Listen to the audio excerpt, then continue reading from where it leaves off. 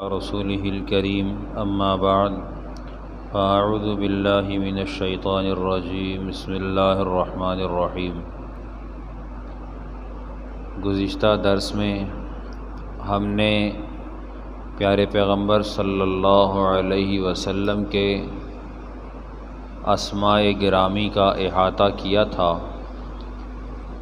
ان میں جو احادیث واردہ میں 5 نام خود پیارے پیغمبر صلی اللہ علیہ وسلم نے ارشاد فرمائے ہیں، وہ جیسا کہ بخاری و مسلم میں حدیث میں ہے، جو کہ حضرت جبیر ابن مطعم رضی اللہ تعالیٰ عنہ سے مروی ہے۔ وہ ارشاد فرماتے ہیں کہ نبی علیہ الصلاۃ والسلام نے ارشاد فرمایا، میں محمد، احمد، ماحی، حاشر اور عاقب ہوں۔ محمد تعریف بیان کیا ہوا، جن کی حمد و ثنا کائنات بیان کرتی ہے، ان کا نام محمد۔ اگر یہ لفظ میم کے زیر کے ساتھ ہوتا محمد، تو وہ ہم سب ہیں، حمد بیان کرنے والے، اس میں فاعل ہوگا تفعیل سے، جبکہ نام گرامی اس میں مفعول ہے کہ حمد بیان کیا ہوا۔ آپ علیہ الصلاۃ والسلام جلوہ افروز ہو چکے تھے، آپ کی بعثت ہو چکی تھی، یا آپ حق تعالیٰ کے ارادوں میں نبی بن چکے تھے، لیکن ولادت باسعادت ابھی نہیں ہوئی تھی، تب بھی آپ علیہ الصلاۃ والسلام حمد بیان کیے ہوئے تھے، محمد تھے۔ احمد یہ نام بھی قرآن پاک میں آیا ہے، مبشرا برسول یأتی من بعد اسمہ احمد، بہت زیادہ حمد و ثنا کرنے والے۔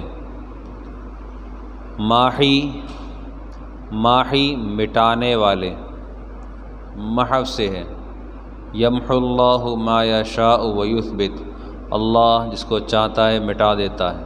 ماحی مٹانے والے، آپ علیہ الصلاۃ والسلام تشریف لائے، آپ علیہ الصلاۃ والسلام نے کفر و شرک کے تمام تر فیصلوں کو، ان کے ماضی کو، ان کے حال کو، ان کے مستقبل کو، سب کو مٹا دیا۔ آپ علیہ الصلاۃ والسلام مٹانے والے تھے۔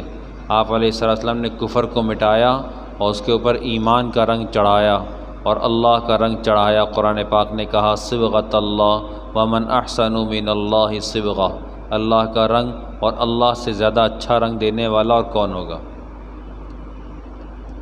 اسی طرح حاشر، حاشر حشر سے ہے کہ میرے قدموں پر حشر ہوگا۔ حشر کا انتظام پیارے پیغمبر صلی اللہ علیہ وسلم کے قدوم مبارک پر ہوگا کہ اس دن لواء الحمد بیدی یوم القیامہ، نبی علیہ الصلاۃ والسلام نے ارشاد فرمایا کہ حمد کا جھنڈا لواء الحمد میرے ہاتھ میں ہوگا۔ ساری کی ساری کائنات سمٹ کر پیارے پیغمبر صلی اللہ علیہ وسلم کے دربار میں پیش ہوگی۔ آپ علیہ الصلاۃ والسلام نے اپنا سر مبارک حق تعالیٰ کے حضور میں رکھا ہوگا اور آپ کہتے ہوں گے امتی یا رب امتی امتی، اور اس وقت میں ایک واحد محمد عربی صلی اللہ علیہ وسلم ہوں گے جن کی شفاعت قبول کی جائے گی، اور کسی کی شفاعت قبول نہیں کی جائے گی، سفارش نہیں قبول کی جائے گی، الا من اذن لہ الرحمن، مگر یہ کہ جس کو رحمان خود اجازت دے دیں۔ ولا تنفع الشفاعۃ الا، اس کی کسی کی شفاعت کسی کو فائدہ نہیں دے گی، لمن اذن لہ الرحمن، اس کو رحمان اجازت دے دیں، وہاں وہ صورت پیدا ہوگی۔ آپ نے ارشاد فرمایا عاقب، عاقب تمام انبیاء علیہم الصلوات و تسلیمات کے بعد میں آنے والا۔ آپ کو ہم یاد کرتے ہوئے کہتے ہیں امام الانبیاء، سرکار دو عالم، خاتم الانبیاء، یہ جتنے القابات پیارے پیغمبر صلی اللہ علیہ وسلم کے شایان شان ہم کہتے ہیں اردو میں، یہ سارے کے سارے القابات ہماری اردو میں ہیں، لیکن یہ سب چھوٹے ہیں، اور آپ علیہ الصلاۃ والسلام کی ذات گرامی ان سے بہت بلند و بالا ہے۔ آپ علیہ الصلاۃ والسلام کے چچا حضرت عباس عمر میں بڑے ہیں، کہتے ہیں کہ میں عمر میں بڑا ہوں لیکن مرتبے میں نبی علیہ الصلاۃ والسلام مجھ سے بڑے ہیں۔ حضرت ابراہیم علیہ الصلاۃ والسلام نے اپنے والد آزر سے کہا یا ابت لا تعبد الشیطان۔ پیارے پیغمبر صلی اللہ علیہ وسلم کو والد نہیں ملے، آپ یتیم تھے، آپ کو چچا لوگ ملے۔ آپ کے چچاؤں میں عباس آپ پر ایمان لائے، آپ کے چچاؤں میں حمزہ آپ پر ایمان لائے، ابو لہب وہ ایمان نہیں لائے۔ قرآن پاک نے ان کو کہا تبت یدا ابی لہب وتب ما اغنی عنہ مالہ وما کسب، ہاتھ ٹوٹے ابو لہب کے، ان کا مال اور جو انہوں نے کمایا ان کے کام نہ آیا۔ چنانچہ پیارے پیغمبر صلی اللہ علیہ وسلم کی حضانت اور رضاعت سے متعلق ہم نے بات کی تھی کہ آپ علیہ الصلاۃ والسلام نے 3 عورتوں کا دودھ پیا ہے۔ سب سے پہلے اپنی والدہ کا آمنہ، اپنی والدہ کے بعد صوبیہ جو کہ ابو لہب کی باندی تھیں، تیسرے حلیمہ سعدیہ بنو سعد کی خاتون تھیں۔ صوبیہ نے 3 کو دودھ پلایا ہے، صوبیہ نے 3 کو دودھ پلایا ہے، محمد الرسول اللہ صلی اللہ علیہ وسلم، حمزہ بن عبد المطلب سگے چچا نبی علیہ الصلاۃ والسلام کے سگے چچا اور رضاعی بھائی، صوبیہ کے دودھ پلانے کی وجہ سے رضاعی بھائی۔ تیسرے ابو سلمہ۔ نبی علیہ الصلاۃ والسلام کو حق سبحانہ و تعالیٰ نے یہ موقع عطا فرمایا کہ آپ حق کی بات کرنے والے تھے اور آپ کو نکاحوں کی اجازت دی گئی تھی، لیکن آپ شریعت کے سب سے زیادہ قائم کرنے والے تھے۔ چنانچہ بخاری میں ہے اور مسلم میں بھی ہے، ام حبیبہ رضی اللہ تعالی عنہ نے نبی علیہ الصلاۃ والسلام سے عرض کیا کہ میں نے سنا ہے کہ آپ درہ بنت ام سلمہ سے نکاح کا ارادہ رکھتے ہیں، کیا ایسا ہے؟ آپ علیہ الصلاۃ والسلام نے تعجباً ارشاد فرمایا وہ جو میری تربیت میں ہے، اگر وہ میری ربیبہ نہ بھی ہوتی تب بھی اس سے نکاح نہیں ہو سکتا تھا، اس لیے کہ وہ میری رضاعی بھتیجی ہے۔ رضاعی بھتیجی اس لیے کہ ام سلمہ کی وہ بیٹی ہے اور ام سلمہ میرا رضاعی بھائی ہے۔ رضاعی بھائی اس لیے ہے کہ صوبیہ کا دودھ ابو سلمہ نے بھی پیا ہے۔ علامہ سہیلی رحمۃ اللہ علیہ نے بھی اس طریقے سے اس روایت کو نقل کیا ہے۔ وہ کہتے ہیں کہ ابن عباس رضی اللہ تعالیٰ عنہ نے سے عرض کیا گیا کہ آپ حمزہ کی بیٹی، حضرت عباس رضی اللہ تعالیٰ نبی علیہ السلام سے کہا کہ آپ حمزہ کی بیٹی سے نکاح فرما لیں، تو آپ علیہ الصلوۃ والسلام نے منع فرمایا، آپ نے فرمایا وہ میری رضاعی بھتیجی ہیں۔ یہاں ہم صوبیہ کا تذکرہ بار بار کرتے چلے آ رہے ہیں۔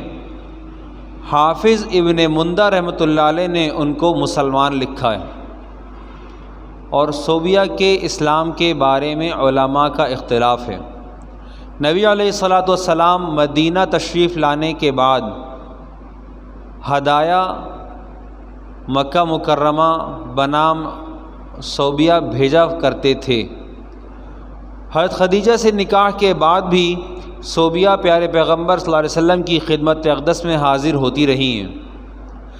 فتح مکہ کے بعد پیارے پیغمبر صلی اللہ علیہ وسلم تشریف لے گئے، جب مکہ میں تھے آپ علیہ الصلاۃ والسلام نے صوبیہ اور ان کے بیٹے مسروح کو تلاش فرمایا۔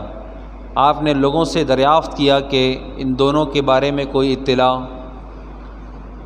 40 سال کا عرصہ گزر چکا تو صرف نبوت کا تھا، اور سن 8 ہجری میں فتح مکہ ہوا ہے، خاصا وقت گزر چکا تھا۔ نبی علیہ الصلاۃ والسلام نے صوبیہ اور مسروح ان کے بیٹے دونوں کے بارے میں سوال فرمایا۔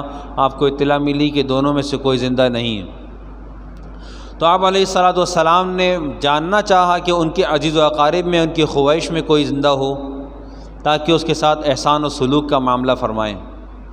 اخلاق دیکھیں، آپ اخلاق دیکھیں، کتنا بلند اخلاق ہے۔ صوبیہ کو اپنی قبر میں پتہ بھی نہیں چلنا کہ محمد صلی اللہ علیہ وسلم نے مکہ فتح فرما لیا ہے، اور مکہ فتح فرمانے کے بعد مجھے ڈھونڈا بھی ہے، اور میں نہیں ملی تو میرے رشتہ داروں کے ساتھ احسان و سلوک کا معاملہ کرنا چاہتے ہیں۔ ان کو پتہ بھی نہ چلنا تھا، دنیا سے چلی گئیں، لیکن حسن اخلاق دیکھیں آپ کہ دنیا سے جا چکی ہیں، رشتے کی ماں ہیں، رضاعی ماں ہیں، انہوں نے دودھ پلایا ہے، آپ علیہ الصلوۃ والسلام تلاش فرما رہے ہیں، کہاں ہیں؟ بتاؤ کہاں ہیں؟ ہمارا حال یہ ہے کہ ہم میں کا کوئی قریبی رشتہ دار کسی دوسرے شہر میں رہتا ہو اور ہم چلے بھی جائیں، ہم کہتے ہیں وہ ہم سے نہیں ملتے، ہم بھی ان سے نہیں ملتے، وہ ہم سے نہیں ملتے، ہم بھی ان سے نہیں ملتے۔ کہیں نہ کہیں کوئی نہ کوئی ہمارے والدین نے احسان کا معاملہ کیا ہوگا، چونکہ پیارے پیغمبر صلی اللہ علیہ وسلم کے اپنے اختیار میں نہیں تھا کہ آپ علیہ الصلوۃ والسلام صوبیہ کے دودھ کے پینے سے انکار فرما دیتے۔ آپ تو بچے تھے، صوبیہ کو پیش کیے گئے، آپ علیہ الصلوۃ والسلام کو انہوں نے اپنا دودھ پیش کیا، آپ علیہ الصلوۃ والسلام نے پیا۔ آپ بے اختیار تھے، تب بھی پیارے پیغمبر صلی اللہ علیہ وسلم نے صوبیہ کے ساتھ احسان کا برتاؤ کرنے کا ارادہ فرمایا، جبکہ وہ دنیا میں نہیں ہے۔ ہمارے اخلاق میں اور نبی علیہ الصلوۃ والسلام کے اخلاق میں یہی فرق ہے۔ آپ علیہ الصلوۃ والسلام کے اخلاق کے بارے میں قرآن پاک نے کہا انک لعلی خلق عظیم، آپ اخلاق عظیمہ کے مالک ہیں، آپ بلند اخلاق والے ہیں۔ معمولی بات نہیں ہے کہ آپ مکہ مکرمہ فتح فرما رہے ہیں، آپ داخل ہوتے ہیں، آپ کہتے ہیں سب کو امان، جب معاف کیا، اور سب سے پہلے اپنے گھر سے وہ خون معاف کرتا ہوں، کوئی کر کے دکھائے؟ ایسے حال میں جب کہ لوگوں کی گردنیں جھکی ہوئی تھیں اور سب اس خطرے میں تھے، سب اس خوف میں تھے کہ اب پتہ نہیں ہمارے ساتھ معاملہ ہوگا کیا۔ اب یہ طاقت کے ساتھ حاضر ہوئے ہیں، اب طاقت کے ساتھ آئے ہیں، اور یہ قدرت اور طاقت یہ ان کی ذاتی تو ہوتی تو الگ بات تھی، پیچھے اللہ بھی کھڑا ہے، یہ اللہ کے ساتھ وعدوں کو نبھاتے ہوئے آ رہے ہیں، اس کے باوجود سب کو معاف کر دیا۔ اتنا بڑا اخلاق، اتنا بڑا جگرا، ہم کر کے دکھائیں، ہم کر کے دکھائیں۔ ہم سے اپنا قرض معاف نہیں ہوتا۔ پیارے پیغمبر صلی اللہ علیہ وسلم کے زمانے میں جب سود کی آیات آئی ہیں، وہاں ارشاد ہوا وَإِنْ كَانَ ذُو عُسْرَةٍ فَنَظِرَةٌ إِلَىٰ مَيْسَرَةٍ وَأَنْ تَصَدَّقُوا خَيْرٌ لَكُمْ، تم معاف کر دو۔ کوئی تکلیف میں ہے، برے حال میں ہے، تو اس کو ڈھیل دی جائے، اس کے قرض کے معاملے میں اس کو ڈھیل دی جائے۔ وَأَنْ تَصَدَّقُوا، تم قرض کو چھوڑ دو۔ اور صحابہ نے اس آیت کو دیکھا تو چھوڑا بھی۔ آیت آئی لَن تَنَالُوا الْبِرَّ حَتَّىٰ تُنْفِقُوا مِمَّا تُحِبُّونَ، تم نیکی نہیں پا سکتے اس وقت تک جب تک کہ تم اس کو خرچ نہ کر ڈالو جو کہ تم کو پسند ہے۔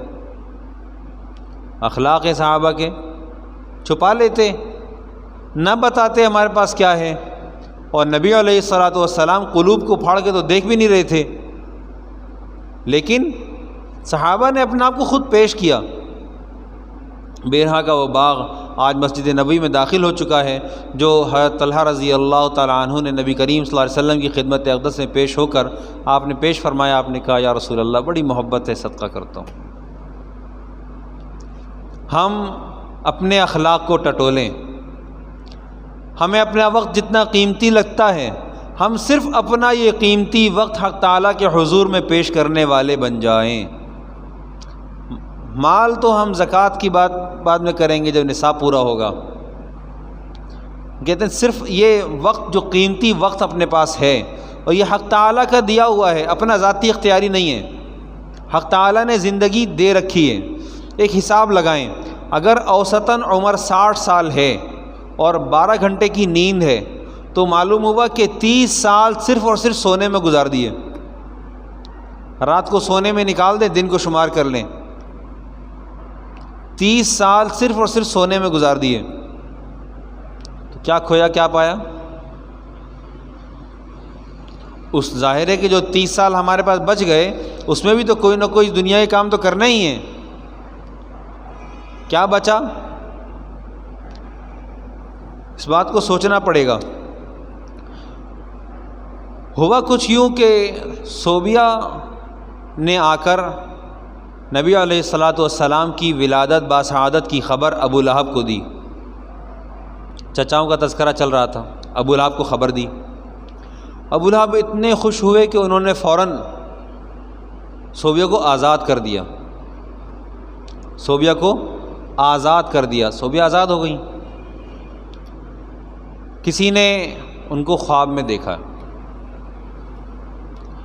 علامہ سہیلی رحمۃ اللہ علیہ نے جو روایت نقل کی ہے وہ کہتے ہیں کہ حضرت عباس رضی اللہ تعالیٰ عنہ کا یہ خواب ہے، انہوں نے دیکھا، حال پوچھا کیسی گزر رہی ہے۔ یہاں دو باتیں، ایک انہوں نے کہا کہ جی مجھ سے دوشنبہ کی رات، دوشنبہ کے دن عذاب میں تخفیف کر دی جاتی ہے، غالباً کہ یہ پیر کا دن بنتا، پیدائش نبوی صلی اللہ علیہ وسلم۔ ایک دوسرا یہ کہا کہ مجھے صوبیہ کو آزاد کرنے کی وجہ سے انگشت کے سر انگشت کے برابر، انگلی کے سر کے برابر پانی پلا دیا جاتا ہے۔ یہ دو روایتیں، اتنا پانی پلا دیا جاتا ہے، عذاب بہرحال جاری۔ ابو لہب نے اس خواب میں یوں کر کے کہا کہ میں نے تمہارے بعد کوئی راحت نہیں اٹھائی، کوئی خیر نہیں دیکھی، مگر اتنی کہ صوبیہ کو آزاد کرنے کی وجہ سے سر انگشت کے برابر پانی پلا دیا جاتا ہے۔ یہ روایت بخاری شریف میں ہے۔ ایک دوسری روایت ہے جو علامہ سہیلی رحمۃ اللہ علیہ نے نقل فرمائی ہے، کہتے ہیں کہ خواب میں دیکھا، ابو لہب کا حال پوچھا تو بتایا کہ ہر دوشنبہ کے روز عذاب میں تخفیف کر دی جاتی ہے، اور یہ روایت فتح الباری میں موجود ہے۔ صوبیہ کے بعد حلیمہ سعدیہ نے نبی علیہ الصلاۃ والسلام کو دودھ پلایا۔ عرب کا دستور تھا کہ بچوں کو دیہات میں دودھ پینے کے لیے بھیجتے تھے تاکہ آب و ہوا بھی اچھی ہو۔ اس زمانے میں پولوشن نہیں تھی تو ان لوگوں کی سوچ یہ تھی عربی روایات بچے کے اندر خوب راسخ ہو جائیں اور عربی زبان پر، فصاحت و بلاغت پر بچے کی گرفت بھی مضبوط ہو۔ اس لیے خاص طور سے بنی سعد کا جو قبیلہ تھا یہ بڑی شہرت رکھتا تھا۔ ہر سال خواتین مکہ مکرمہ بنو سعد سے تشریف لاتی تھیں اور یہاں آ کر بچوں کو لیتی تھیں، بچوں کو لے جاتی، دودھ پلاتی۔ حلیمہ سعدیہ کہتی ہیں کہ جب میں مکہ آئی تو میرے ساتھ سواری میں ایک گدھی اور ایک اونٹنی تھی، اور شوہر اور ایک شیرخوار بچہ ساتھ تھا۔ حالت یہ تھی اس اونٹنی کی کہ اس سے دودھ نہ نکلتا تھا، اتنی لاغر تھی، اتنی کمزور تھی، اور خود میرے اپنے بھی دودھ بہت کم تھا۔ جب پیارے پیغمبر صلی اللہ علیہ وسلم خواتین پر پیش کیے گئے، تم لے لو تم لے لو تم لے لو، جب بھی جس کو معلوم ہوا کہ یتیم بچہ ہے تو خواتین نے چھوڑ دیا، اس ارادے کے ساتھ چھوڑ دیا کہ یہ اس کا خرچ کون دے گا۔ لوگوں کو معلوم ہی نہیں تھا کہ یتیم نہیں ہے، یہ در یتیم ہے، یہ تو ہیرا ہے، معلوم ہی نہیں تھا۔ اللہ سبحانہ و تعالیٰ نے پیارے پیغمبر صلی اللہ علیہ وسلم کو حلیمہ سعدیہ کے مقدر میں لکھ رکھا تھا اور حلیمہ کو کہیں اور سے بچہ ملا بھی نہیں، آئیں شوہر سے مشورہ کیا، مشورہ کرنے کے بعد پیارے پیغمبر صلی اللہ علیہ وسلم کو گود لے لیا، آپ کو گود لیا اور آپ کی چاندنی ہو